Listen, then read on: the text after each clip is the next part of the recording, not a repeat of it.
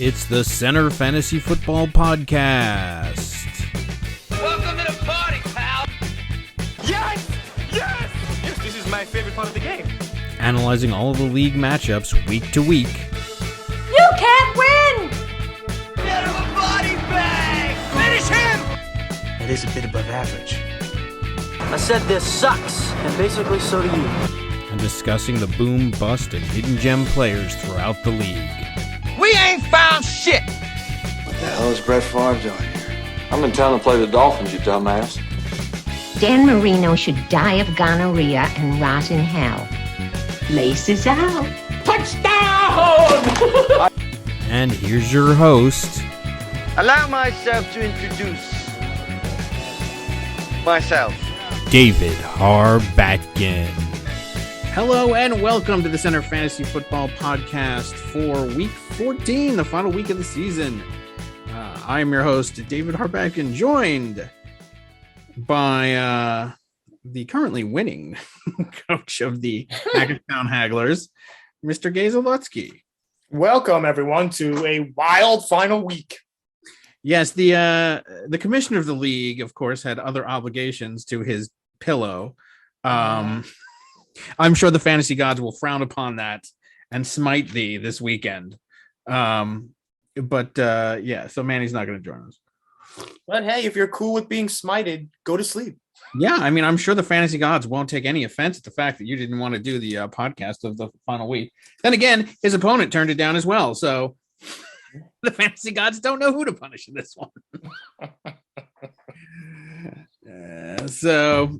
All right. Well, we could begin by going over last week's Series O debacles that plagued the league. Some unexpected results that we had. At least, mine was even. I don't know. They were all unexpected. Where should we start from last week? Well, let's start with your game over the finest. Okay, so this was an unexpected result as far as I was concerned as well. I mean, like the duct tape and glue that has been bandaging together this league or this team this season. I'm shocked that we are in the position that we're in. This is almost as bad as the bopping the banana season with Melvin Gordon, where I had to field that absolute garbage team and just got annihilated in the playoffs. That's how I feel with this team. But thank God he also had problems and he tried to Gillisley me, which is what cost him by putting in Boston Scott because he saw that I had Boston Scott and then it dropped him. So I guess to give some background on to the extent that one needs one in this game, I picked up Ramondre Stevenson because there was no backup running backs left, and of course McCaffrey was down. Hubbard was on a bye. I didn't think to play. I should have played Pollard actually on the Thursday night, and then he rubbed it in the fact that I didn't. Of course, then he ends up screwing up even worse than I did, and so I did that, and then. Of course, I played Doyle because he was playing Houston. I thought he had a good matchup, but apparently not. And then Knox, I was debating between playing Knox or what was I debating? Knox or I don't even remember. Probably dropped the guy who I thought it was going to be. Lockett? I don't know. Was it Lockett? There's between him and somebody. And so when I was in Quebec, the local English speaking station there was the Boston station, and I was listening to Patriots talk.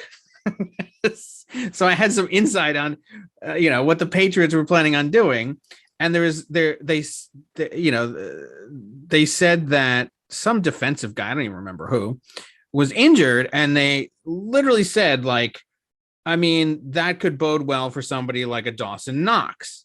And I'm like, well, then that means that Dawson Knox is going to play. Unfortunately, I didn't count on the fact that it was going to be the horrific windstorm that it was in. I'm shocked that Folk was able to get 7 points. I mean, thank God I didn't play Mac Jones, who got 0.46 in this game. I know that he benched Allen early. He needed to rely on Diggs, who ended up, 9.1 in those conditions is pretty good. But I mean, so Boston Scott screwed him over, and then Breida as the backup running back. 1.8. Taylor did his normal thing. Wentz, every time I play him, is horrid. Gallup, good game, 14.6, 22 from Gage, which very happy with that. And then it just falls off a cliff off there. Arizona at least did fine in their game. Godwin kept him in it. He ended up playing Tua, which was a decent play, at least compared to Allen, given the weather conditions. But then after that, Kirk was awful. Breida was awful. Scott was non-existent. The reason why I dropped Scott, by the way, was because I didn't even know, he was a game time decision. I had flights to catch. I wasn't even messing with that shenanigans. I actually thought about playing him, but they said he was going to play. I wanted nothing to do with that situation. So I picked up Ramondre Stevenson and I was fortunate that he ended up playing, picking up my garbage. But he was struggling in the running back position because of the injury to Swift. So could have played Mike Davis. But other than that, he just didn't have. So one of the things he said to me privately was that, he was just glad that the difference in the game wasn't Mike Davis, because then that would have been whatever. But we ended up winning 104-85. It was a hugely important win for our team, because had we lost this game, not only would this week be a must win for us, but it would, even if we won, we might not have controlled our own destiny. The reason why, because he still does control his own destiny with the loss, because he plays Eugene. But the fact that they're playing each other, had I lost and Manny had the win, if Manny would lose to Eugene, I could still, Manny would still be in. He would have clinched, as our team did, and he would have.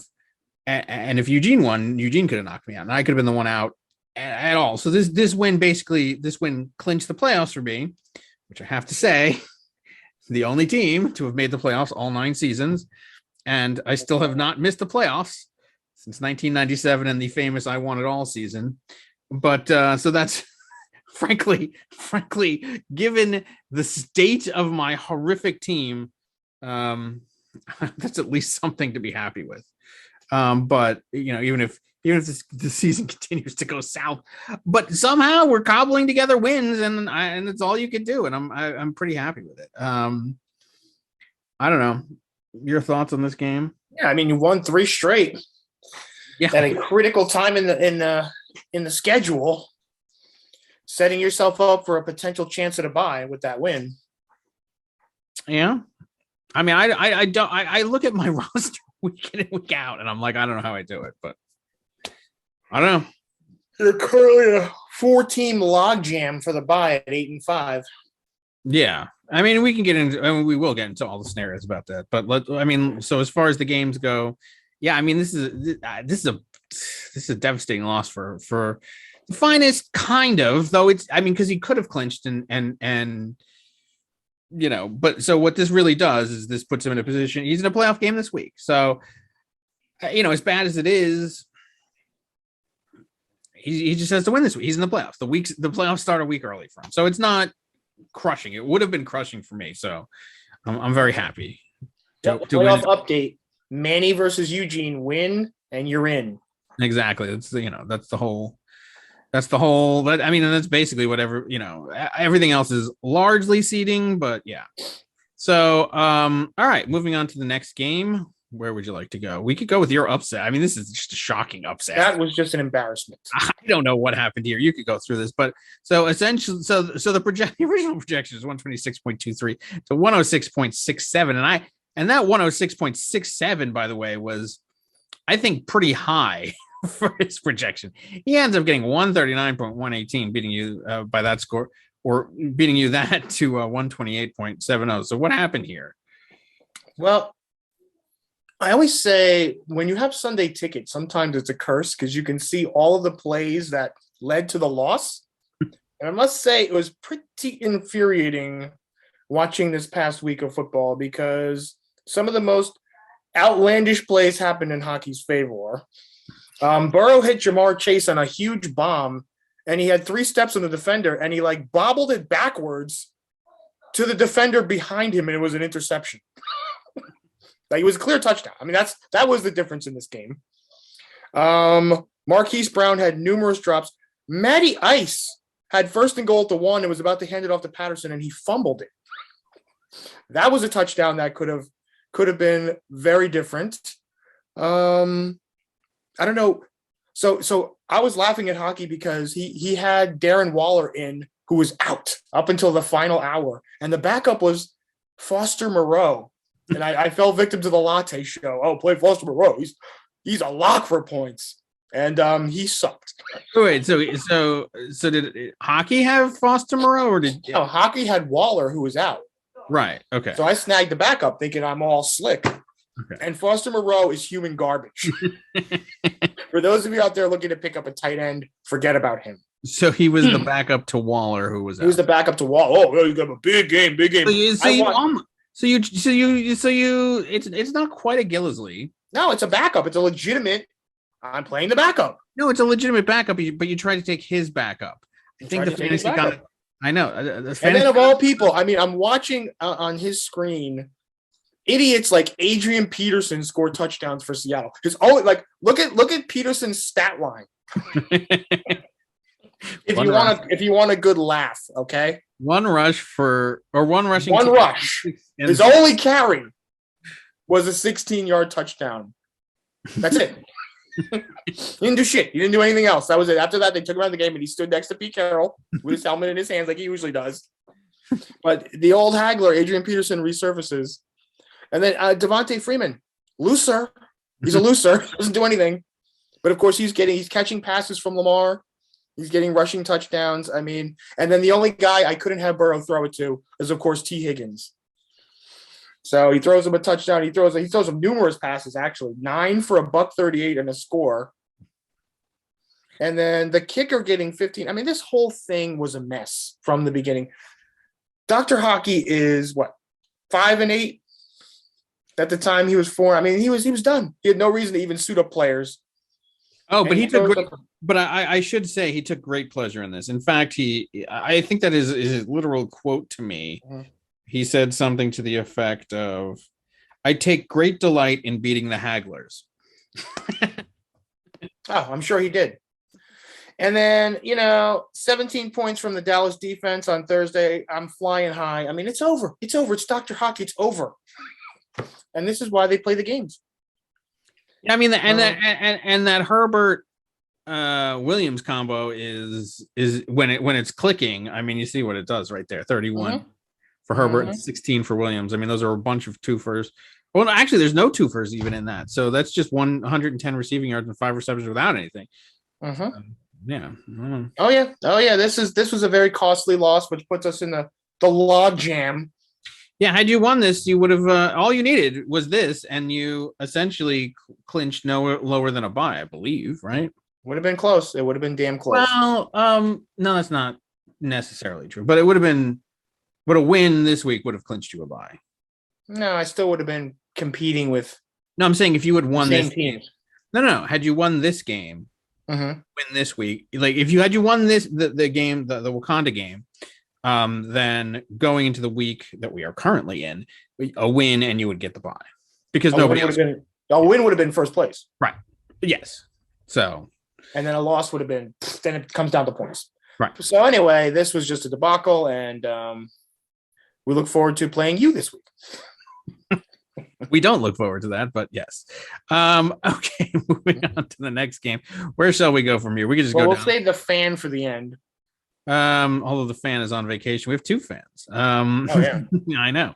Well, we'll let's start with the people that we know that don't watch us, and apparently you're not doing much here. I mean, my God, what in the world was this score? Almost going for the record low ever all time. Nick and Jimmy. I believe the record low all time, and I'll look it up. But I believe it's like 40 by Lombardi. Yeah, is it? Let's see, record book. So the almost establishing a new low is Nick and Jamie. team points. So the single week least amount of team points all times was Lombardi. Yeah. In season or the 2014 season, which I believe was season 2 against Shauna, 40.14. So yeah, he was 10 points off that pace. Yeah. I mean, they made a big. They made as close a run to the lowest points ever as I've ever seen. Yeah, I mean that's. Look at these totals. One player in double digits, which is the quarterback, and barely in double digits for the quarterback for Prescott. Mm-hmm. A big fat 0 for Jacoby and Myers, the law firm, which makes sense given the weather conditions. Okay, and then look at these. I mean, Tyreek Hill only gets 4.2. This is,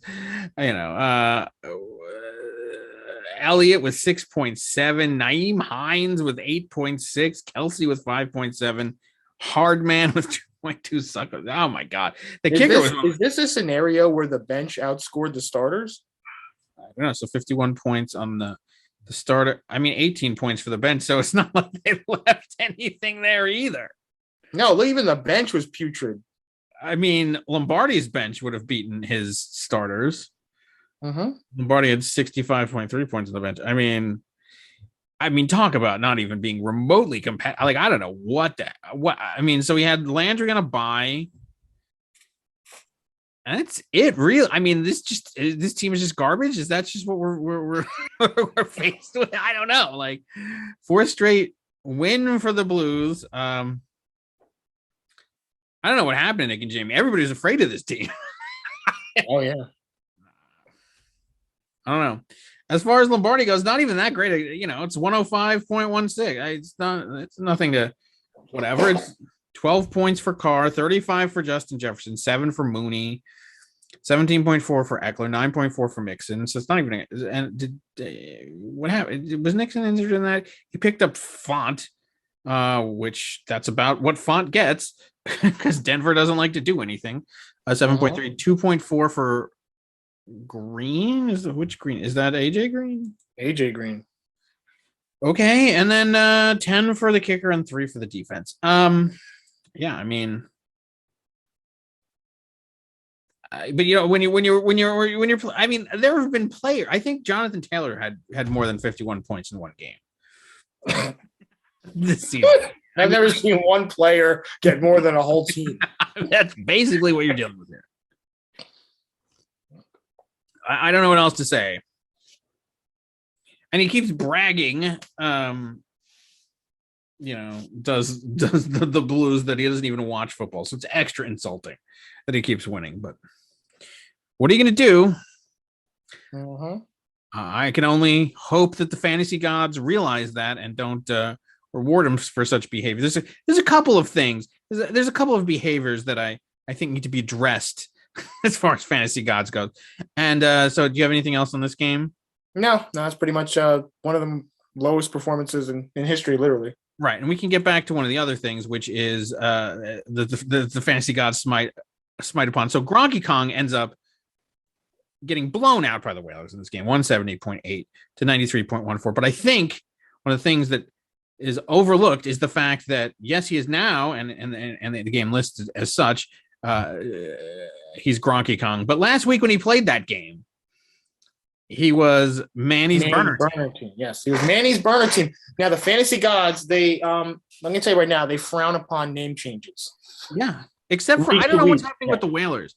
I don't know why they have not smited the Whalers for his constant name changing. In fact, it's kind of obnoxious that they're not doing it to him. But everybody else that always name changes all the time, like it's one thing to name change during the week as a joke. But then when Sunday comes, you play your team name. If you don't play your team name, they smite. And especially if you put Manny's name in there, come on. I mean, it's just a recipe for disaster. But you could play. I mean, because there was a game where you said that with your opponent, you're like, he better change it back by Sunday, and then they did change it back, and they ended up winning that game. I don't remember the exact scenario, but yeah, it was the Whalers. He was saying something Hagglers. Oh yeah, the Hackettstown Hagglers. He named himself the Hartford Hagglers or something. Yeah, Uh-huh. and he changed it back. And once he changed it back, he started winning again. So the fact that he's tempting fate with his surging whalers and 500 whalers and everything else, like you could do that stuff on during the week. That's fine. Whatever the fantasy gods will allow a laugh here and there. But Sunday, game time is game time, and you play with a real team name. You don't constantly change it. The fact that he hasn't been. It's rare that Gronky Kong probably could have had added up the points from the starters and the bench and still would have got blown out. Oh, I'm sure. So 93 on the start. I mean, there's nothing on that. Yeah, and 8. Still would have lost by almost 100. Yeah, I mean, this is just. I mean, so the fact that and look at those names that were just out of the picture for Whalers. Devontae Adams with a bye. Jones with a bye. You couldn't even fit all these players in. Well, I mean, because he's been an absolute raccoon lately. I mean, it's ridiculous. I mean, the amount of players that have been cycling through his trash bin is ridiculous. So, all right, we can actually analyze the game. So Russell Wilson, he's back. He's got 20 points. Cooper Kupp 26, 0 for Bateman. I mean, he was clearly bait. I don't even know who that is. Whatever. Edwards-Helaire 11. Williams, that was the backup in Detroit, ends up getting 9. Pitts with only 8.8. Smith 3.5. That's what we got from Nick. Right. 4 for the kicker in Buffalo. I mean, which any points out of that game is a miracle given the conditions, and then 9 for the Miami defense. For the Whalers, I mean, this is ridiculous. So 30 for Stafford, 18 for Waddle, 11 for Hopkins. Hopkins is one of the lower ones. Fournette, he's been amazing lately with 22.2 points, 3.6 for Ingram. That was one of the low points. Kittle, I mean, I'm kicking myself on this. I mean, this is I mean, what has Kittle done lately? I mean, my God. Meanwhile, McCaffrey's just out. I mean, he certainly ended up winning that. I mean, so, all right, he hasn't done that much lately, but last game, 39 points, 2.3 the week. I don't know. We'll see. We'll see how that pans out. And basically, you gave him away for nothing.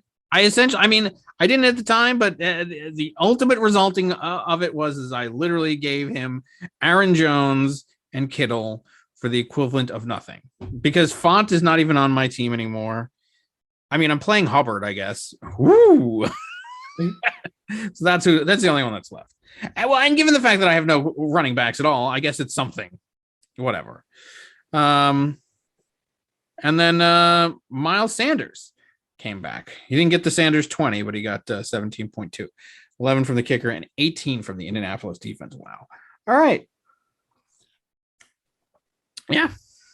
So, I mean, the Whalers was on the brink.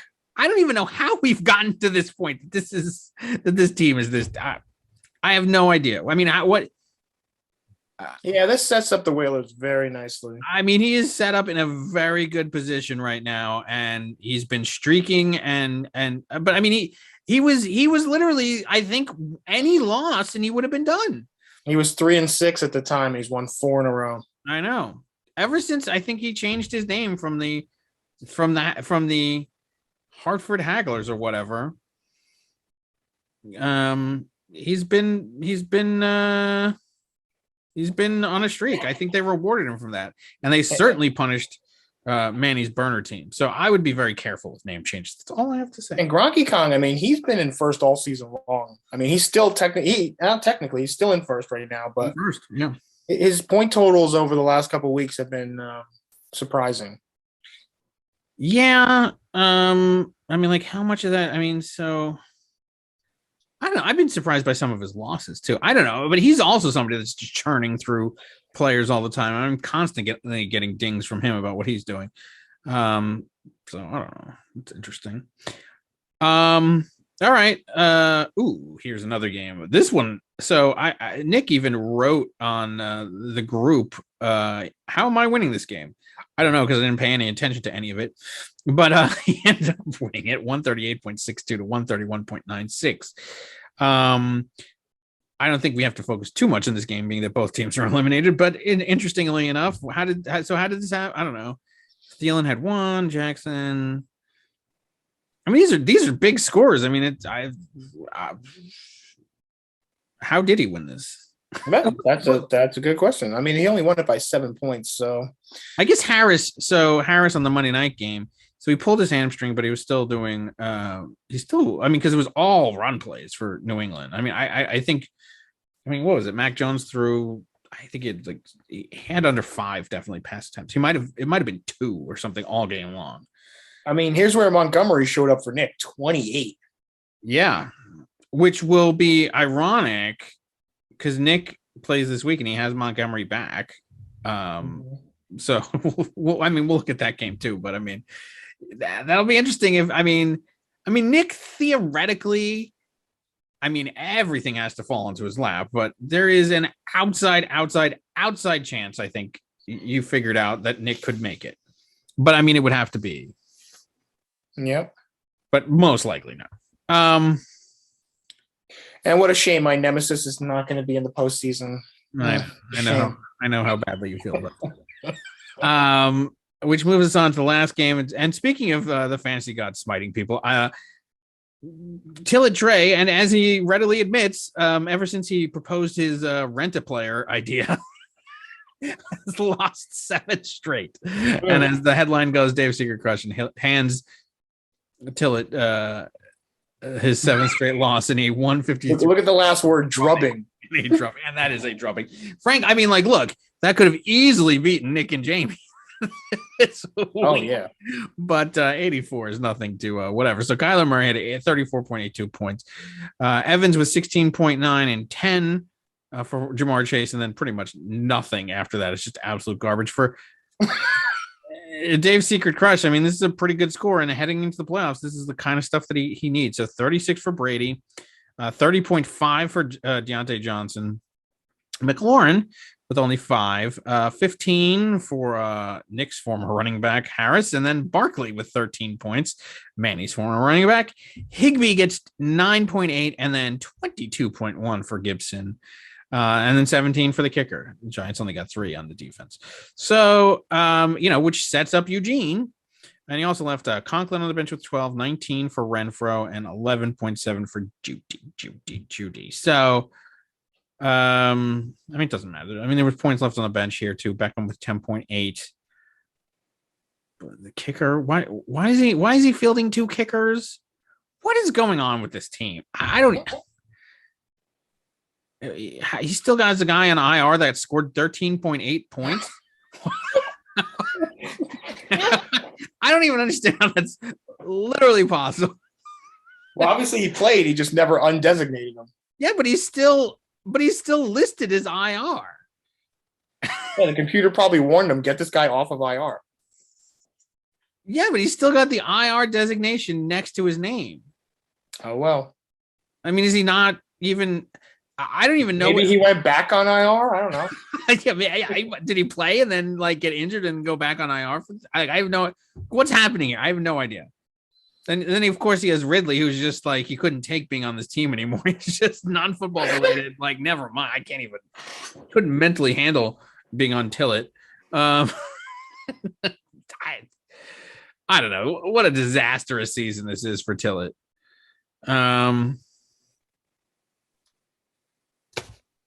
Yeah, I don't know. I don't know what else to analyze there. So, all right. So that's it for last week. Unless you have anything else to say about it. No, that's it. Let's move on.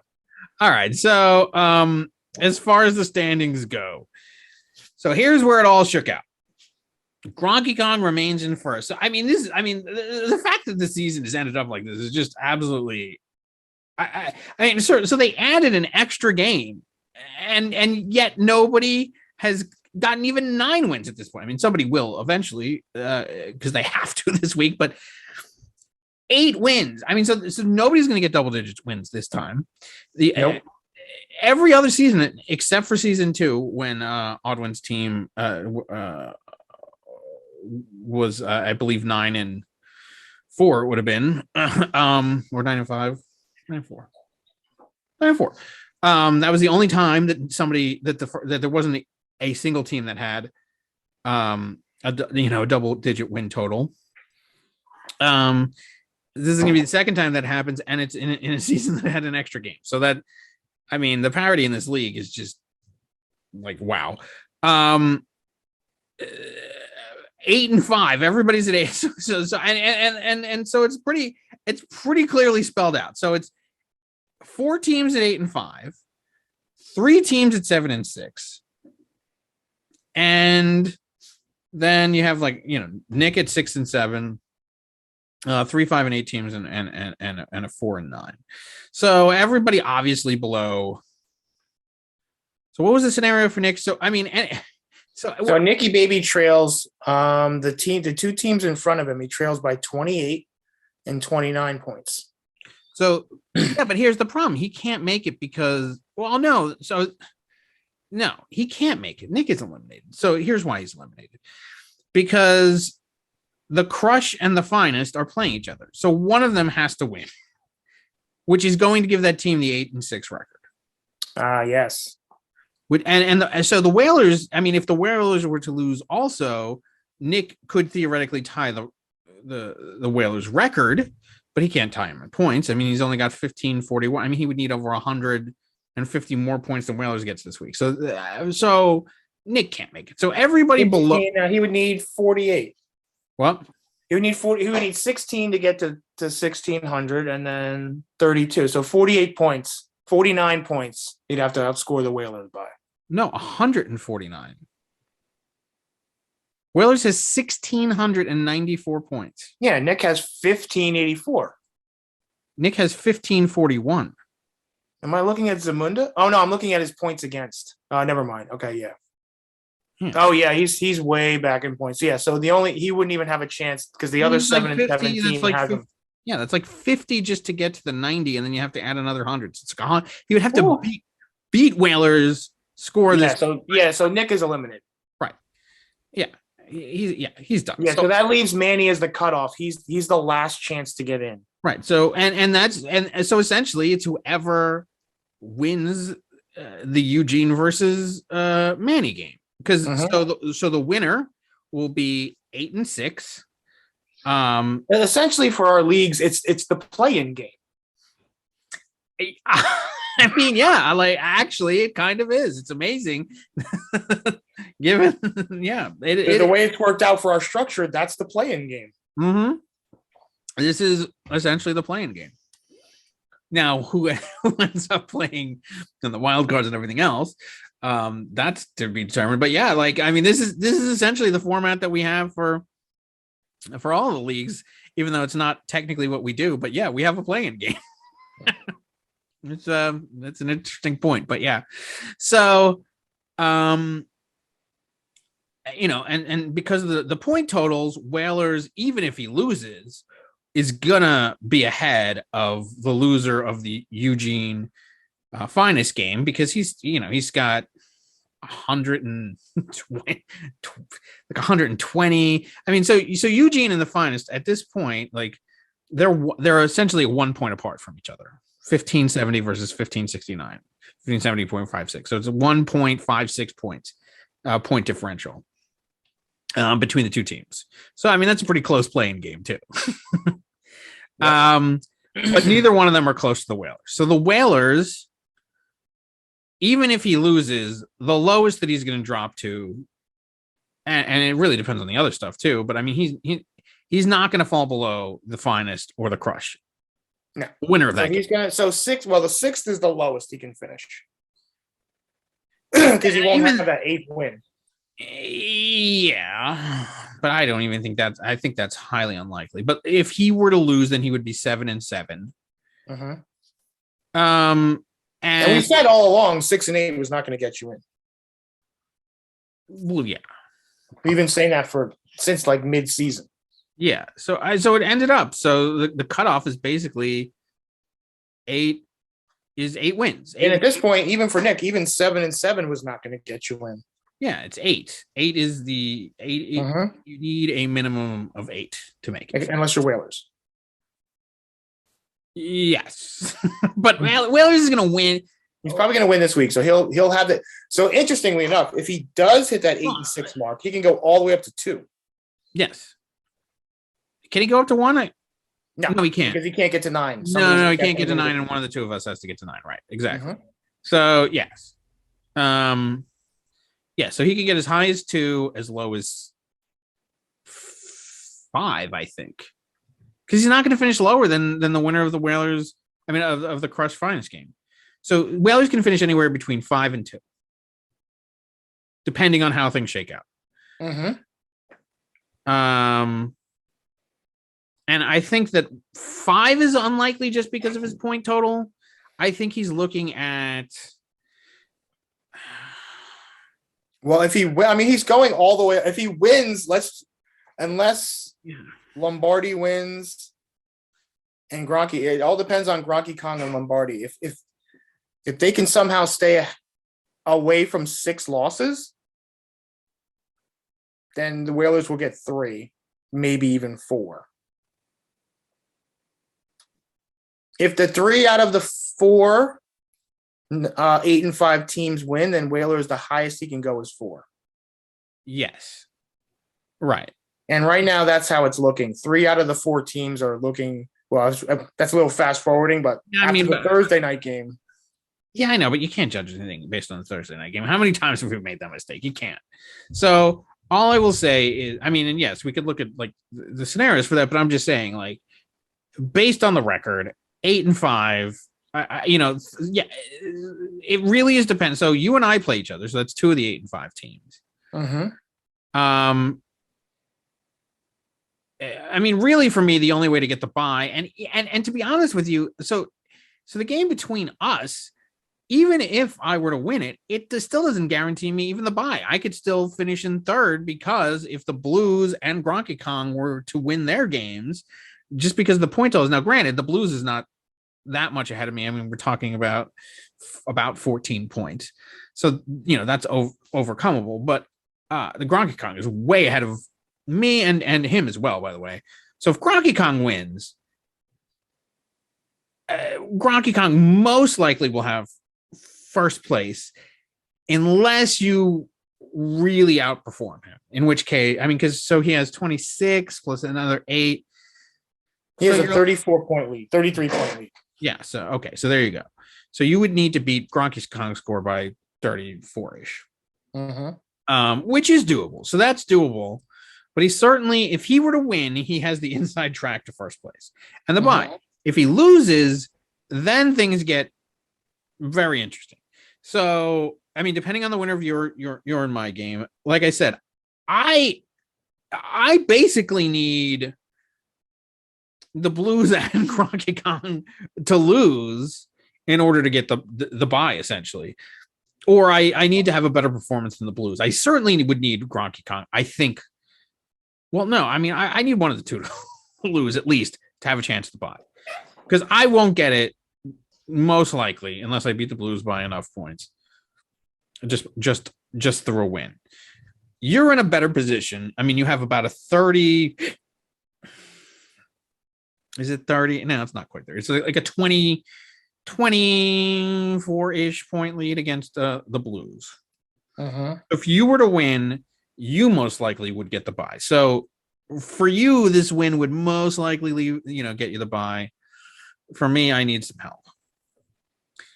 I could easily fall to 6th. My point totals are the lowest of any playoff team. Not by a lot. When you can, when you look at the Crush of the Finest, we're talking about just, like 14 points or something like that. But, and the Blues is, so that's the other interesting thing. See, the Blues have less points than the Crush or the Finest, which means that if the winner of the Crush or the Finest win, and even if they had an even score to the Blues and the Blues lost, they could leapfrog the Blues. Oh yeah, they wouldn't be the 6th seed. Right. That's the interesting thing. So as much as it's a quote unquote playing game, that means the 1603ers would probably drop to the 6th seed. There's a very good chance if we were to lose. Yeah. If we won, that changes all around. But like the Blues, if they lose, if the Blues wins, then that's a different story. Because once you get to 9 wins, then those 7 and 6 teams can't catch you. So, And as we've said, that between you and I, one of the two of us is not going to get 9 wins. The other one will, and so that team will not be able to drop lower than. So the team with 9 wins can't drop lower than 3rd. That's right. I know I'm terrible at math, but yes, that's got to be right. Yeah, because somebody has to lose in our matchup. So there's only 2 other teams that you have to worry about. So if you get 9 wins, the lowest you'll be looking at is 3rd. Right. And nobody else, and the 7 and 6 teams can't get to 9. So yes, if you get 9 wins, the lowest you will be is 3rd. Yes. But given the scenarios, I mean, like, you're still playing next week, like without the bye. All right, you get 3rd. You're still playing next week. You're playing the 6th place team, which could be anybody, and it could, it's like most of these teams. Well, most likely. So if you're 3rd, you're most likely playing you because you would have lost, and your point totals would have put you there, or you're playing the winner of the play-in game. Unless the Blues loses, in which case you could be playing him. Would he go to say? Yeah, he's at 1566. Which is lower than right in there with the other point totalists. 1569. I mean, it really depends on their games. So not only are the Crush and the Finest playing for. I mean, obviously they need to win their game. Whoever loses that game is out. But whoever wins already has it's tiny. It's 4 points, but if they win and they win by more than Lombardi's score, so they're not just playing each other, which they obviously are playing each other. They have to do that. But if they play each other, they're also kind of playing Lombardi's score because then they'll be ahead of him. Yeah, this is where you're not just playing your opponent, you're playing the standings, point totals, points for. Yeah. Which is what makes this upcoming week so exciting. Which also, so the interesting thing is, so that the highest the Whalers can get is obviously 2. Because one of the 2 is, but if Gronky Kong and the Blues win, and one of the 2 of us has to win, then the highest he could get is 4. So if if 3 of the 4 were to win, the highest he'll get is 4. It means that he would play the 5th place team, which could be anyone. Which would be the loser of our matchup, probably. Well, yeah, because 3 would be the lowest score. So 3 would be the lowest, 9 and 5. So you're looking at if all of those 9 and 5 teams win, that means Whalers can't get the top 3. So he would be locked in at 4 at 8 and 6. And then he's got more points than either of us, so it would be 5. It would be a 4-5. Unless I won, in which case you would be. You're not going to have more than him. So I mean. So the loser of our game is essentially looking, depending on the. You can't even say that. So no, you can't because you're dealing with 2 other games that need to. It's literally every single person's performance matters. Yeah. Especially so. I mean, look, Whalers is going to finish with the most points, unless something absolutely insane happens. He has a 60 some odd point lead against the next closest person, which is Gronky Kong. So he's going to finish with the most points. So whatever his record is, he is going to be the top one of that record.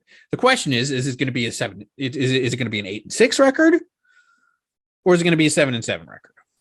So assuming he's 8 and 6, if only one team, so a maximum of 3 teams can get 9 wins, or the lowest point, one team has to get the 9th win, guaranteed, either me or you. Right.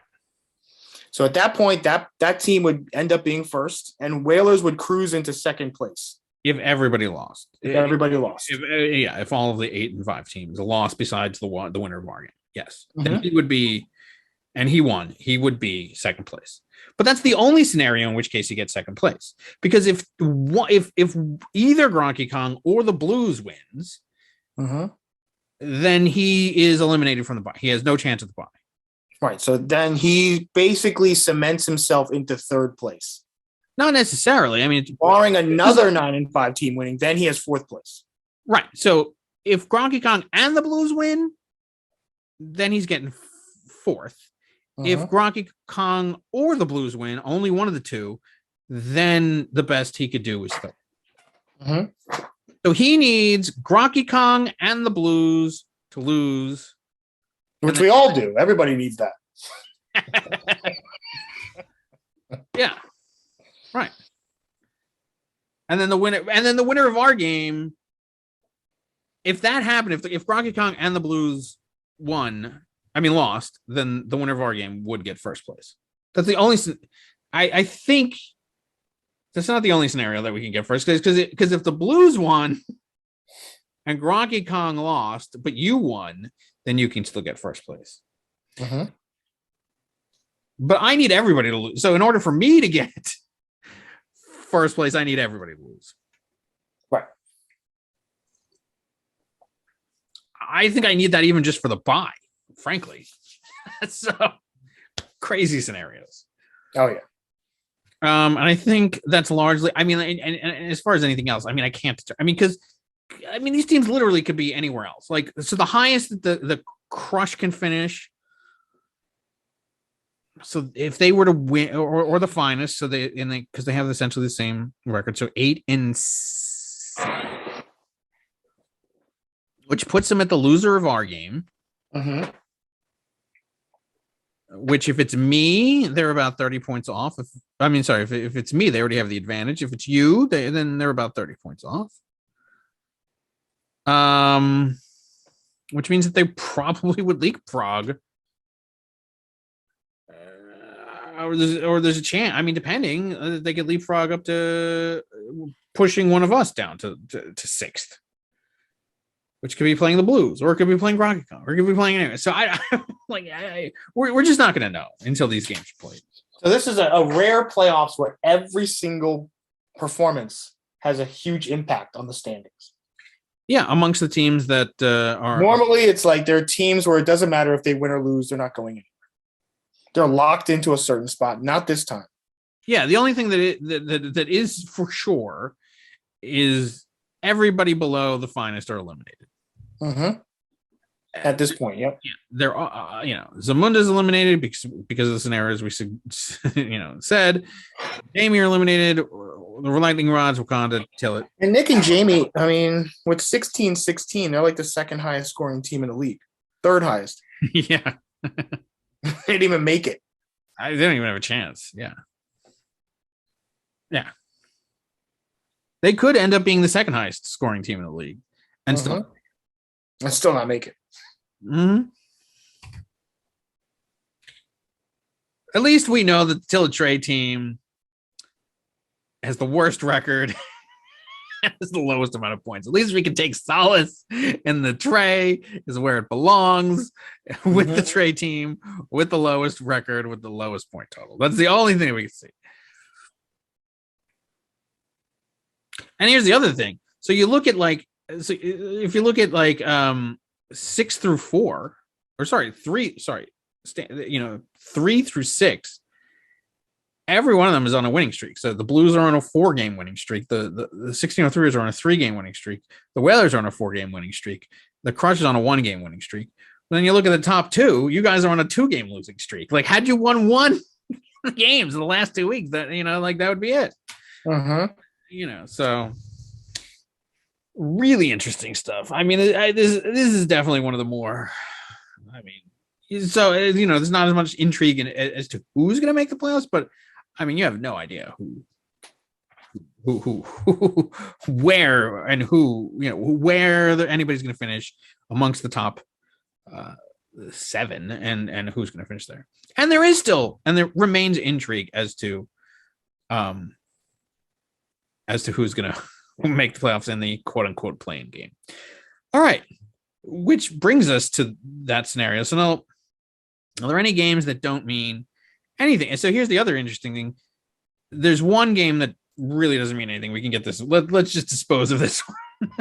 this doesn't matter at all. And and this is the only game that has no impact on anything other than last place. So till it could climb their way out of last place. Although I don't think they can because of the point totals, but whatever. So the projection right now is 127, or the original projection is 127.64 to 116.64. The live projection is 127 because his hasn't changed to 110.15. So only 2 points from the kicker. So not much difference there. Keenan Allen is in the COVID protocol. 11.2 was left on the bench in this game. Otherwise, nothing. Nothing. Just like what these two teams are. I just whatever. I mean, this is so Mahomes versus Murray. It's an interesting matchup there. Otherwise, whatever. Bother to go over this. Literally, it's absolutely nothing to do with anything. These two teams can each score 300 points this week, and it doesn't fucking matter. Yeah. It can be 300 to 299, and the biggest scores in history, and nobody cares because this is meaningless. Yeah, I mean, unless you're talking about tray seeding. They're basically fighting over who gets the $5 for their right for a Happy Meal. Right. Go get yourself a value meal. That's what this game is about. This is about who's gonna get that coveted. I don't know who. I don't even know what this is about. No, because the lightning rods is not going to get last place, and I think the tray is pretty much locked in there. This is literally about $5 US. Yes. So, which fine, like I hope that you are incentivized to win your $5. I'll go ahead and pick the trade team because whatever. That's what the projection says. I'm not going any further into it. Yeah, I don't even know. All right, well, let's move on to the real games. In this league that people care about. So obviously we're going to save. I mean, we'll save the fine. We'll save the actual important game for last, and we'll go second to last. But after that, I guess let's just go let's go with the Blues versus Wakanda. So, all right. So obviously we're filming this on Thursday night. The Thursday night game has already taken place. It was Minnesota versus Pittsburgh. Ended up being a 36-28 final in favor of Minnesota. 18 points for Cousins, 20 points, 20.5 for Jefferson, and 13 for the kicker for Lombardi. So he ends up with 51.54. The original projection was 134.83 to 97.15. Now, hockey has exceeded projections lately, so can't say anything there. He didn't have any of his players going in this game so far.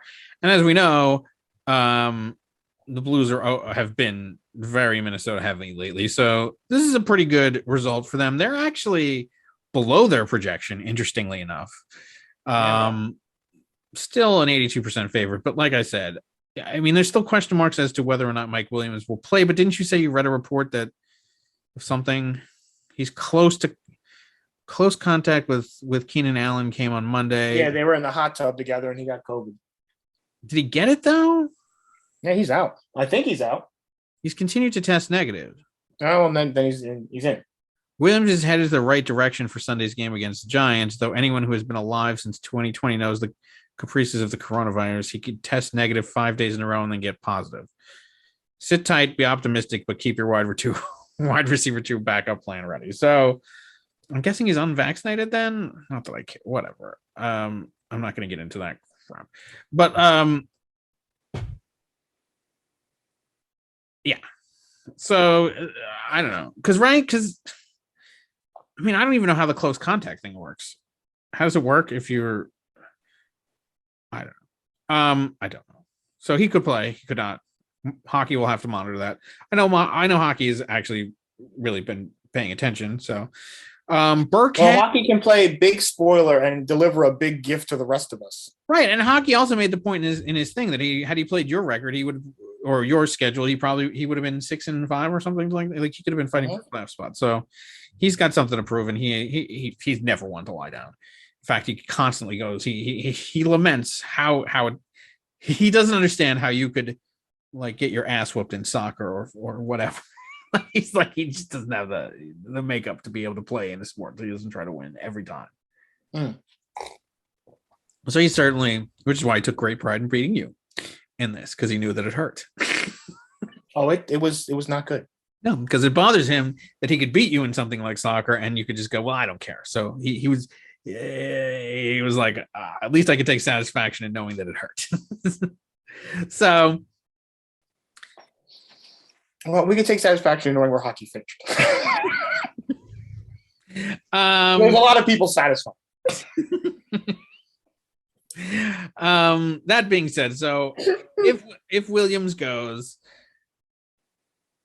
that would be important for him. They're playing the Giants, which what was I sent him a stat. So Jonathan Taylor actually has more touchdowns this season than the entire Giants offense. Which and I don't even know who their quarterback is going to be. I think they were putting in that other guy, Glennon or something. I don't know, whatever. I mean, there's a million Giants fans on this podcast, so they could all opine about that stuff. But yes, great position if Williams can go and for Herbert to be in. Higgins going against San Francisco. He's questionable there, but I don't know. We'll see. If Freeman can get a game like he did last week, that's good. Burkhead, I was looking at him. Didn't he have an okay game as well? Not really. Whatever. Why is Adrian Peterson not available now? Because he's standing next to the coach holding a helmet. Yeah, I know, but they usually don't designate him as not available. Was held out of practice Wednesday and Thursday. Peterson is technically on the practice squad, so he doesn't get listed on the Seahawks official. Not even part of the roster. The Seahawks media isn't exactly sure what, if anything, he is dealing with, but ESPN's Brady Henderson believes it is not looking like the Seahawks will elevate Peterson for Sunday. Alex is apparently feeling better and could retake the lead. I mean, but he's been terrible. Everybody uses Peterson. He's such a bitch. So he's not even. Wow. Okay.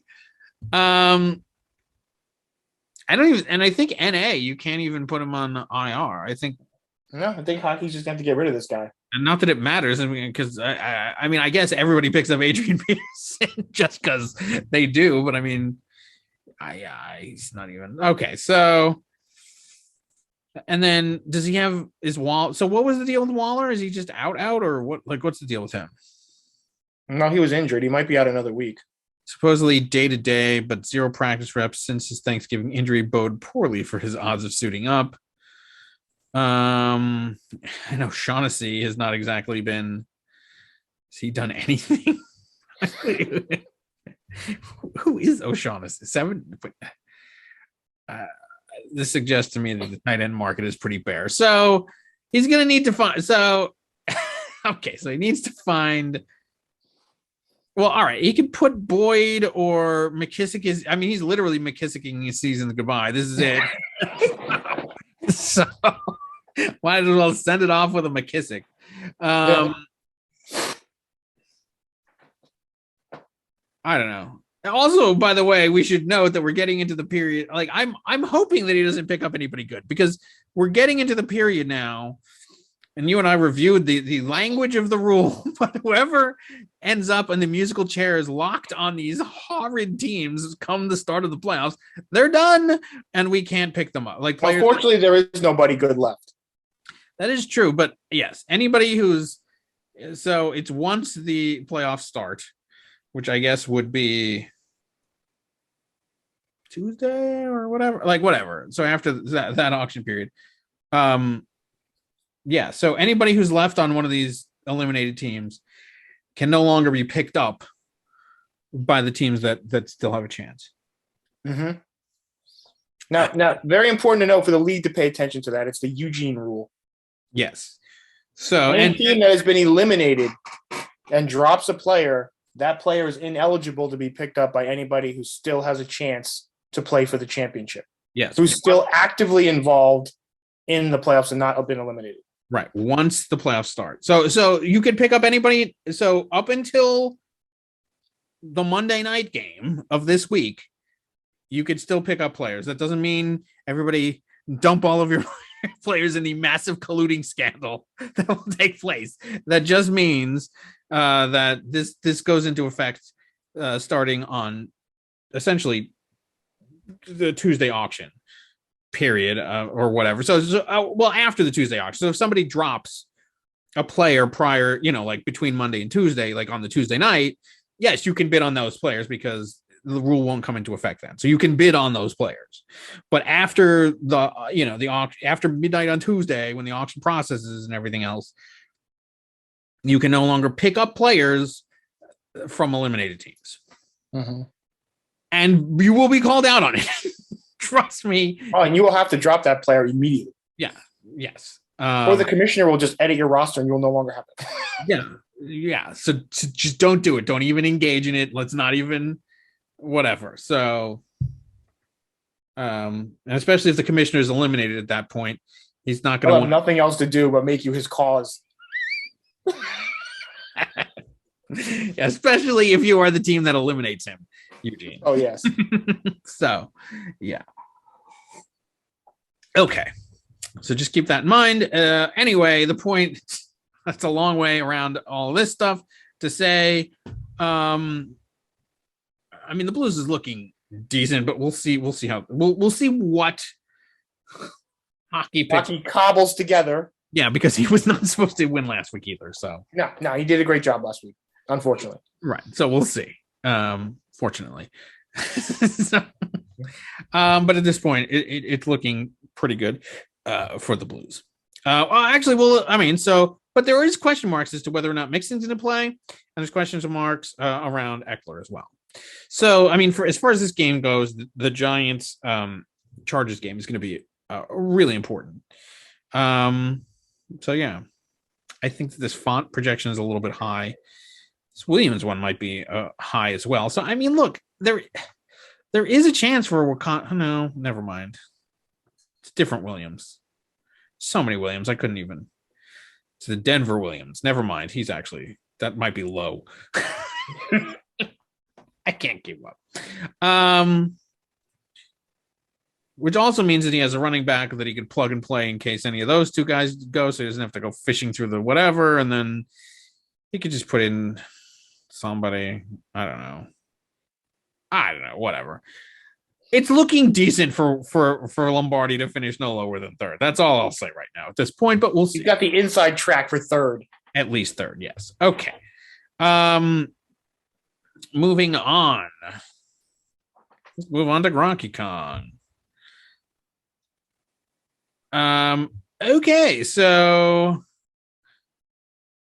right now this is actually a pretty the original projection was 132.49 to 121.87. Rocky Kong is already exceeding that with 137.73 as his live projection after Osborne got 17.3 points. Nick hasn't had anybody go as of yet. I mean, he had Thielen, who was out. So yeah, Wilson at Houston going against Lamar Jackson at Cleveland.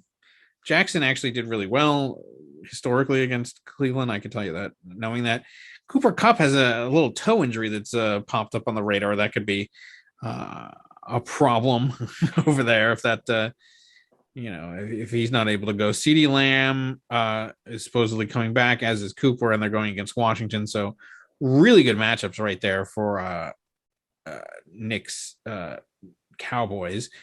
Ayuk going against Cincinnati. What's been happening with Ayuk? He's up and down. All right.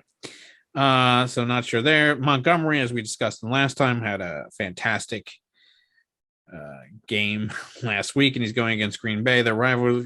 So, good situation for him here. Darrell Williams. So he's had some good games and then a terrible game and then okay game. So he's been good and terrible. We'll see. Evan Ingram. I mean, so Ingram might actually have a decent game if if you have the new quarterback come in and he has to dump it off a couple times. I don't know. So we'll see there. I think that this is a fairly accurate projection for Zamunda. There's certainly a chance for them to win here. Russell Wilson against Houston, like as I said, that's good. That'll be a good game for him, or it should be. Cooper Kupp going on the Monday night at Arizona if he can go. So here's the problem. He's got a toe injury. They don't have to declare until Monday night. If he doesn't have Cooper Kupp go, like if he ends up having to sit, depending on how serious the injury is, he could be missing having a wide receiver one. He could, and then there would be nobody to replace him. I mean, Nick already has Van Jefferson on the other side. And I don't even know where he goes at that point. Oh yeah, Nick has Van Jefferson. So he look. I mean, he could go with somebody. I mean, he first of all he picks up 1 million players. He doesn't have anybody to put in. Like, I mean, this is ridiculous. I mean, I guess he could put DJ Moore in the wide receiver. I mean, he's really has to monitor this Cooper Kupp situation. Well, it doesn't matter. How much can you monitor? It's Monday night. What I'm saying, like, monitor whether or not he practices tomorrow. And he needs Cooper Kupp to win, so he can't just willy-nilly take him out. I know. He's basically got to, like, if Cooper Kupp sits this game out, then he is. I mean, that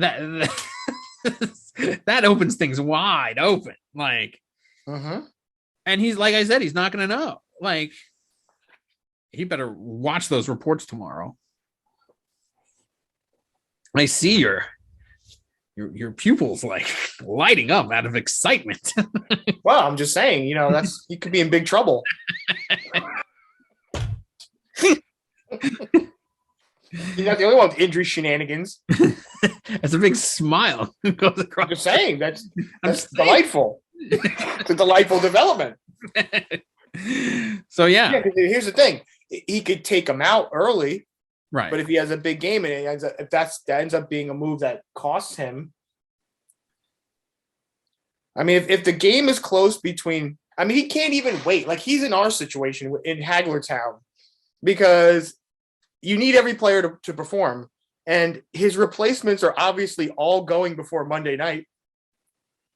So if he doesn't make the move to yank him, he doesn't going to have anybody to put in there. Mm-hmm. So he's going to have to make the decision at Sunday at some point. Yeah, as to whether or not at Sunday at 1:00. Otherwise, I mean, what's his bench look like? Does he even have any wide receivers to put in there? I mean, he could put more in there in place of Kupp, and then maybe put a running back in there, Herbert. He could, Williams. I mean, like, so if he wanted to, he could move more up to the wide receiver and then keep the flex open, which frankly he should be doing anyway. I mean, how many times have we talked about this? But whatever. Your flex should always be your last player of the week if you can. So then he moves him down to so he puts more up into wide receiver position, moves him down to the flex, and then maybe that gives you at least some options to play Williams at running back at 105. But I mean, it's not going to really make much of a difference. Or Herbert on Chicago at 520 on Sunday. But like we said, it's not going to make a difference because it being the Monday night game, you're not going to know. No. Until Monday, Monday night. That's why I'm saying these teams have to declare earlier, because if you wait until Monday night and he doesn't go, if the game's close, I mean, Gronky Kong, he's screwed. Yeah, there's just no. I mean, he's just going to be left with an empty position, or he's going to be. And you can't even wait until Nick Saveri puts up points and wait until you can see what kind of score you're going to have, because you've already missed a chance to put somebody in there. Yeah. If you're waiting for Nick to pile up his point total, that means all the games have been played and everybody's played. Well, so, all right, let's look at Nick's time. So Jackson goes at 10, Lamb goes at 10, Montgomery. So here's the problem. All right, so the Montgomery is the problem. So then, 10 for Williams, 125 for Ingram, Cooper, whatever. So going on. So most of Nick's team will be done, or a portion of it will be done, so Jackson, Lamb, Kupp, Amari Cooper and Williams and the kicker and the defense will all be done for the early games. Then you get to the afternoon games, and you got Ayuk will be playing then, and Ingram playing in the afternoon game. So there's only a couple points, especially with Ingram. We'll see whatever. So so you could theoretically leave it, punt it to the 5 or to the Sunday night game, but then he still got Montgomery going. So you don't know what Montgomery's going to do because he still could play Herbert. You have to wait until the injury report that says whether Montgomery is inactive. Yeah, exactly. And then you could maybe play him there in that 520 spot. But otherwise you're still. You can't because Moore's already gone at 1. Yeah, but that's why he puts him in the wide receiver 1. You got to keep the flex open because if Moore is going to play anyway, he's got him in the flex. If Moore is going to play anyway, I don't know why I'm giving advice, but whatever, he should be moving him up into the wide receiver 1 position and leave the flex. He's not sure if Moore is going to play. Maybe he's not, and if he's not sure about Moore, then I don't know what you do. But this Cooper Kupp situation, all right, we can read what the thing says, but eliminated Thursday with a toe issue, though McVay said he was not concerned. So far looks okay. Mm-hmm. But if he sits out, that could cost him. So, and you can't be losing it. Even a loss to Nick Severi, who's out of the playoffs, to put yourself at 8-6, like you said, it opens the door to everything. Right. Even a 9-5 win potentially. Well, then it opens you up to nothing lower, and he's in a pretty good position anyway. So he probably gets first place if he gets the win. Yes. So he should just be going, I think there's a very low likelihood that he doesn't at least get the bye. So he's got to be pushing hard for a win right now, because then he has a week off and can recuperate and do whatever he needs to for the recuperate. Yeah, recuperate. Exactly. So he needs to be focused on the win here. All right. As far as the actual projection, I still think he's going to win this, especially since he's gone over his projection already. But we'll see. It's something to watch. Uh-huh. Okay. And he changed his name back to Gronk account. So I think the fantasy gods will reward him for that. All right. Okay. So that leaves Nick and Jamie versus the Surging Whalers. We'll see if he keeps that name and what they do about that. So right now the projection. So first of all, as we recall, these two teams have a lot of history. Not only did they play each other in the first ever championship game, but if you remember, they had the playoff game, that Monday night game where it was like 180-180, and it came back. It was just amazing. And Nick and Jamie can really strike a blow to the quote unquote Surging. We'll see how the fantasy gods look upon that, or if we see the mighty. What is his actual team name? It's like the Mighty Whalers, or Long Live the Whale, or whatever he is. I don't. At this point, I don't even know. Maybe that's why they're giving him a pass, because they don't even know what his stupid real name is. At least at least he's keeping Whalers in there. That's all we care about. So I don't know.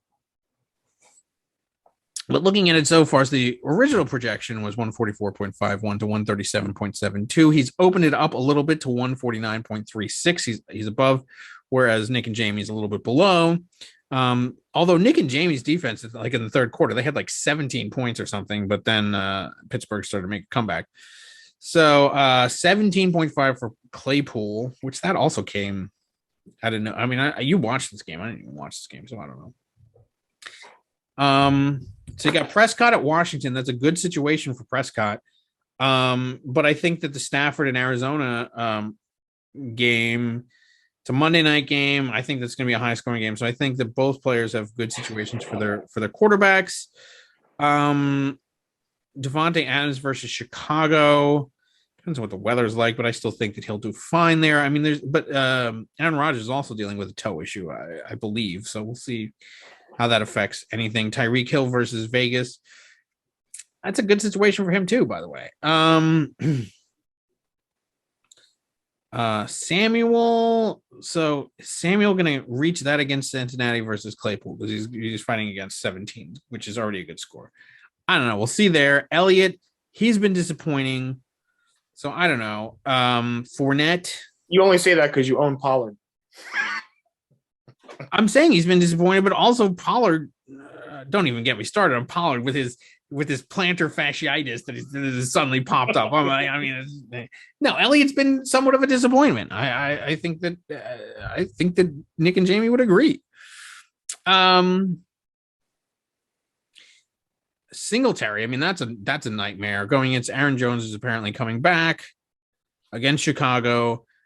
I mean, you got Kittle, who's, after like last week's game, you got going against Kelsey, who's been a tremendous disappointment, but who's going against, Vegas. I don't know. Landry versus Hopkins. Whalers should have this game. He's got the inside track to it. Yeah. He's got a surprising performance out of Claypool, who was benched in the second quarter, but still finished with 17. Yeah. Nothing in the bench activity. I mean, Nick and Jamie, they went from 17 points in the defense, which would have put them in really good position to stay with the Whalers. And they go all the way down to 5. Yeah, and I don't know where they're going to get their point. And Singletary, I think that's. Look, so you got the Buffalo running back against, so it's the same running back in the same game. But Fournette has been really good lately, and look at these numbers: 22, 44, 13, 17. Last time he had a dud was against New Orleans, but I just think Whalers. Look, one player could change this, but I actually think this is going to be a very high scoring game for both of these teams. But I do think that Whalers is going to get, more. I think that they both have good matchups, but I don't know. I see Whalers. I think he's in a better position. He's just on a roll. These were two of the more dangerous teams we talked about earlier, and Whalers has kept that edge. Where Nick and Jamie, it's been Dallas that has let them down. Not including last week's 51-point debacle. Well, so is but Kelsey is. I feel like what has Kelsey's numbers been? Like those are decent, but for Kelsey, these are not like what he used to get, like he used to be so dominant. All right, certainly fine, it's nothing, but 18, 19, those are good, but those are not like old school Kelsey numbers. That's hurt him. And then the fact that their RB2 is Singletary, that's hurt him a lot. Mm-hmm. Whalers definitely, he has a huge edge at running back right now and at tight end. And he's already got 17 points from Claypool. In fact, I'm giving him the lock of the week at this one. I think he's going to win this. With Adams and Hopkins, how can you not win this? And Stafford going on Monday night against an Arizona team. That game's going to be a shootout. This is Whalers' games to lose, and I think that I don't think that he's going to. I think that he wins this. It makes things very interesting in the playoff. All right. So then we can move on to yours, my game, and then we'll go on to the most important game for anybody in this week. But so as we've gone through the scenarios, the winner of our game will finish no lower than third. The loser, it's a crapshoot. You're left to the dogs. So Dalvin Cook with 35.20 points is certainly a good start for you. 1 point for the Pittsburgh defense. They were -2 at 1 point, but they've climbed their way back up. I don't know. You're in a pretty good position. So, the projections, no question that you have a higher projection. The original projection was 130.26 to 111.92. You've upped it to 144.75. The other problem is, and you can see it quite clearly here, my entire team's in a bye, including my best player. I told you a while ago, this is my team. I have no room on the bench. Because that's the other thing is I picked up the Carolina defense playing Atlanta. I think that's a good matchup right there. I had to pick up a backup kicker because my kicker's on a bye, and I'm not letting him go to the Wolves because no, he's too good. So this is it. This is what we're running with. Pollard. I mean, the only question mark is the literal question mark of Pollard and whether or not he's going to play because his plantar fasciitis popped up. The one time I need this guy to play, he comes up with an injury. So, and if he has but he would have to be ruled out. Like that, the worst case scenario for me is that he's not ruled out. Is that he's ruled? Is he just plays on an injured whatever and still plays? If he gets ruled out before the game, then I can replace him with somebody. But if he's not declared out and like is active, well, then he has to play for my team. I have no choice because I have no room to free up on my bench. And it's not like I'm releasing Jonathan Taylor,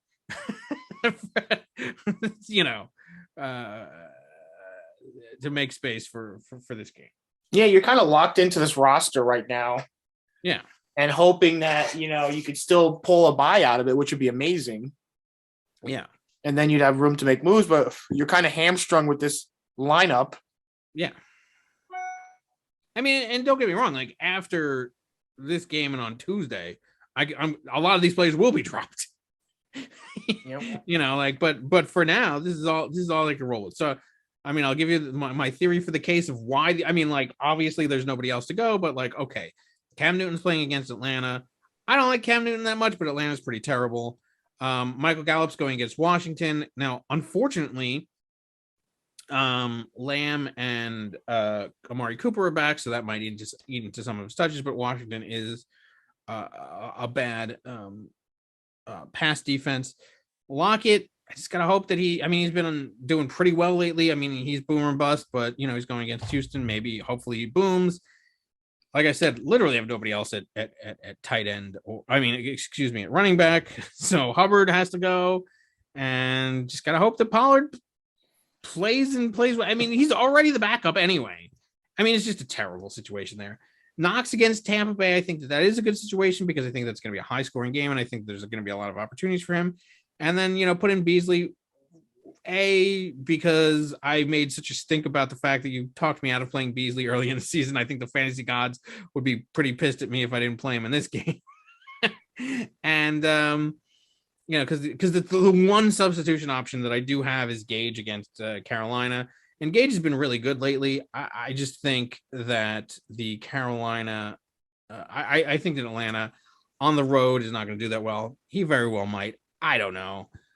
But I do think that it's the Buffalo Tampa Bay game in Tampa Bay is going to be a much higher scoring game. So hopefully Beasley can do something. But like I said, my team is completely hamstrung at this point. I don't know. That's it from my side of the ball. But you have some injury problems as well. So, to say the least. So you got Burrow, who may or may not play. You got Moore, who's going to be a game time decision, and you got Mitchell, who has a host of injuries. He may or may not play, and the problem again, like we had earlier in the year, is time frame of players to replace them it's not convenient. You have to the 1 o'clock at Burrow plays at 4. We're not going to know if he can play or not. So I picked up a backup quarterback but he plays at 1, so it doesn't matter. If you're going to wait for the Burrow announcement, why pick up the backup? He's useless and wasting roster room.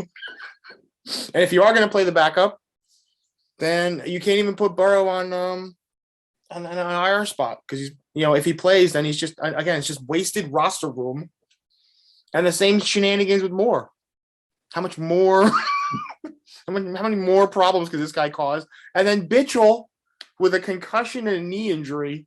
Probably not going to play, but he was going to be replaced by Zach Ertz. But guess what? Zach Ertz today injured his shoulder. And even worse, to make matters worse, he's Monday night. So if you rely on this douchebag for Monday night and he can't play, then I'm in the Gronky Con Cooper Cup situation. Even worse, because I'm not going to play the backup tight end in Arizona. I might as well play the hot dog vendor. It's just a mess. Just the best. It does. It makes things a little bit easier on the eyes to see the 35.2 from Dalvin. He did his part tonight. I mean, it was going to be another fiasco tonight. If Dalvin dinged his shoulder on the first carry, our backers would be laughing all the way to the bye. Yeah, because that was a question going into this game, was whether or not Dalvin was going to. So yesterday we were talking, and you said he's obviously not going to play. Come on, Mike Zimmer, declare him out already. We know he's not going to play. Mike Zimmer was costing me a roster spot. I just want to put him on IR, get somebody else. But no, Mike Zimmer just holding on and holding on and holding on. They strap some force harness onto him, onto his shoulder, and he runs for 200 yards. So you better wear that harness for the rest of the year. Yeah. So he, yeah. And then I was going to play Madison instead because I didn't trust him, and that would have been just a debacle. That would have been the biggest laugher of the year. Right. So it ended up working out well, but it was very stressful. So I mean, this is the interesting thing about this matchup. So yeah, you have a ton of stresses and question marks about what you're going to do. Whereas, look, my team is a disaster this week. I have no question about that, but it's a locked in disaster. I'm not stressing about it because what can I do? This is the team that I'm basically going with. I'm not making any adjustments. I'm not doing any. The only thing I'm monitoring is the Pollard situation, and I'm monitoring it to the degree that they're going to declare him out. But if he's active, he's going. Even if he has a plan, even if his foot is barely attached and he gets one carry, I still have to go with him because I have no room on my bench to put him. If he's not out and IR eligible, that's it. He's going to remain in this game. So it's in the fantasy gods' hands. I leave it to thee. Please be nice to me, but otherwise, I have no. It is what it is. There's no decisions for me to be made this week, so we'll just see. But yes, and I always pick my opponent, but I especially pick the Hagglers in this one, particularly after the 35.2. Oh yeah, after Dalvin did that, I picked myself. Yeah. Mm-hmm. So fortunately for us, we worked ourselves into a way where a loss does not take us out of the playoffs, unlike Manny Friedman. Likewise for us as well. So, which moves us on to that game. Now, okay, this is the one game that is the essentially the playing game, as you call it. So this is a playing game, an actual playoff game where the loser is out. Yes. Now the original projection was 136.39 to 120.13 in favor of Dave's Secret Crush. These two teams have played in the playing game in hockey, I believe, and I think they've met in a few playoff scenarios as well. So this is there's some history here as well. And neither one is on the podcast. Both have more important things to do. All right. So we already have some Eugene players that have gone. So he's ahead of his projection, currently sitting at 143.46, 69% favorite. He had Deontay Johnson get 15.3 points and 25.4 from Najee Harris. The interesting thing is that Harris, like at the start of the third quarter, had almost nothing. So, I mean, I said this before already, but what happened in the second half of this game that everybody started scoring for Pittsburgh? Because they were shut out at like the half, I believe. Yeah, it was 29-0 in the third quarter. Yeah. So what happened? They just kept scoring garbage time. Is that what? Yeah, they scored 3 touchdowns in like 5 minutes. Interesting. All right. Well, that certainly helped. I mean, that's why he got him. The other thing is he's got Barkley, who he picked up for Manny Friedman, who he would have certainly liked to have had at this point, I would think. Manny going with Dontrell Hilliard, who's okay. He's been, 16 and 18. So. I don't know why Gronky Khan would drop this guy. Look at those numbers. Was that good enough for you?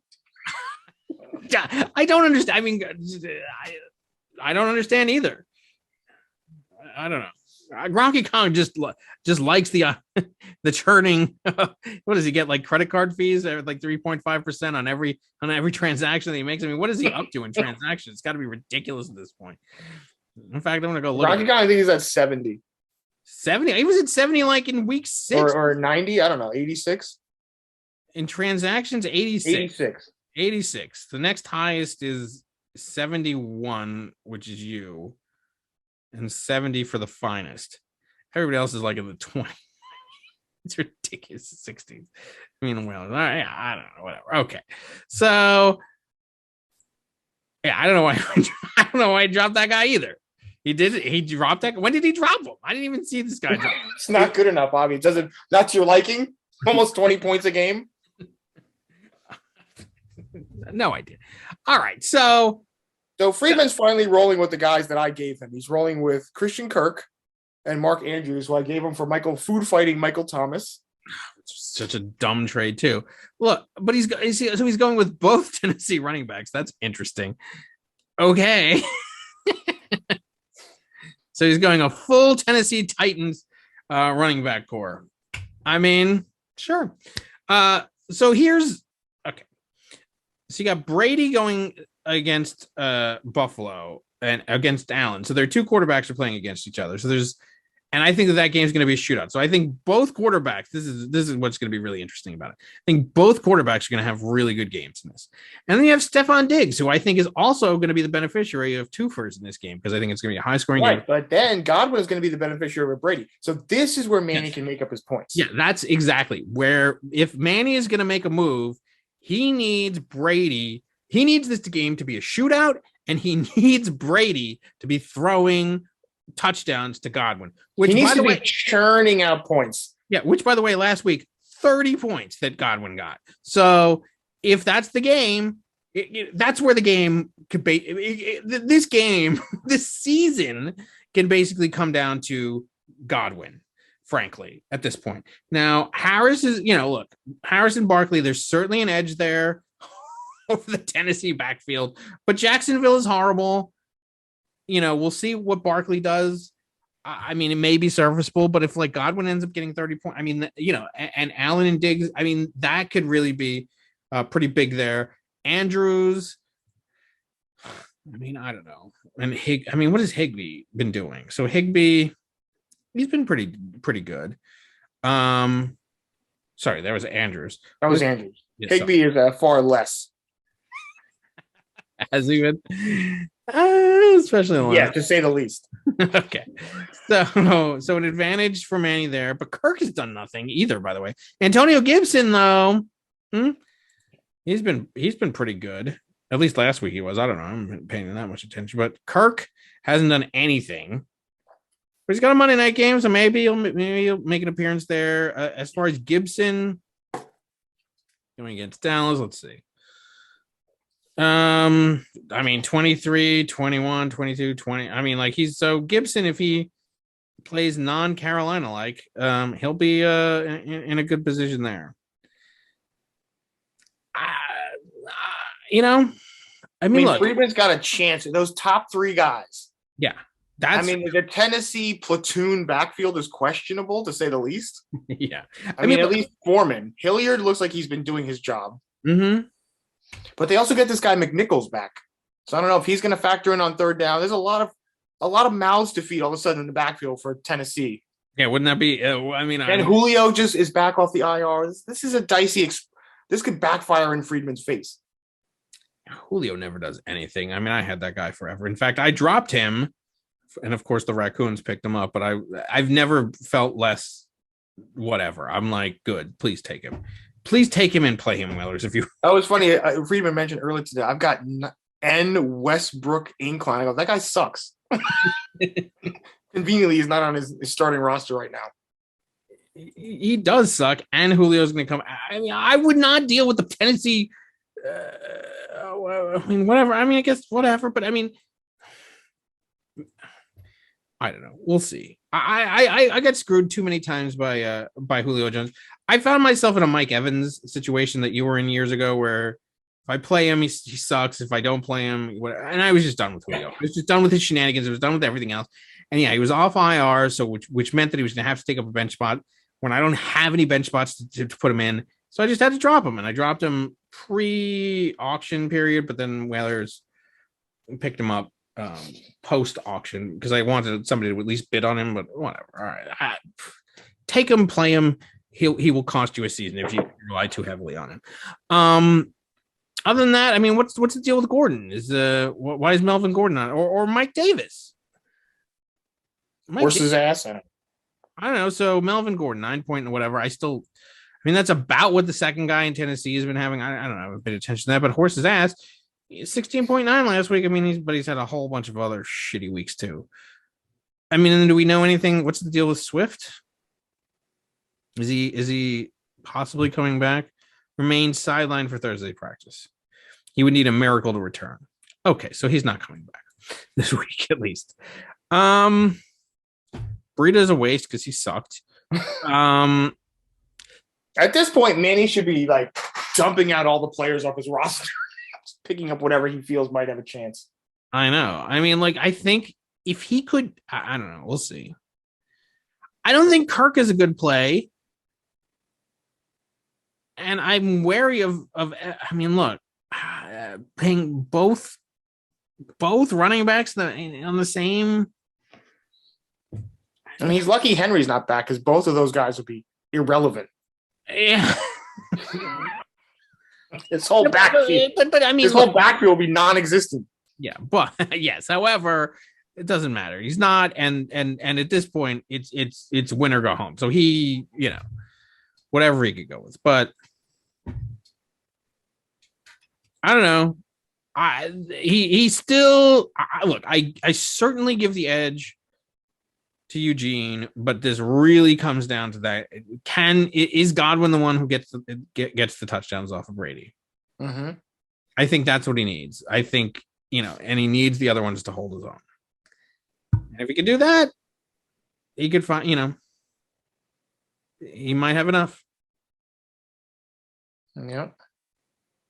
But absent that, I would certainly favor, particularly after Harris got 25 and DeAndre Johnson got 15. I would favor the crush right now. Yeah. Yeah, me too. I guess that's it for this week. So yeah, I mean, pretty exciting stuff as far as I can tell. Certainly the action picks up Sunday at 1. Yes, it does. And we'll see what happens. I mean, like I said, other than the Tillett Trey versus Lightning Rod game, everything means something in this week. So, and then we get into the playoffs next week. So that'll be pretty damn exciting as well. Yeah. So, wishing you all good luck this week. Yes, good luck, everyone. May the cards fall where they may. Mm-hmm. And see you next week for the playoffs. Yeah, see you next week. All right. Carry on, everyone. All right, peace out.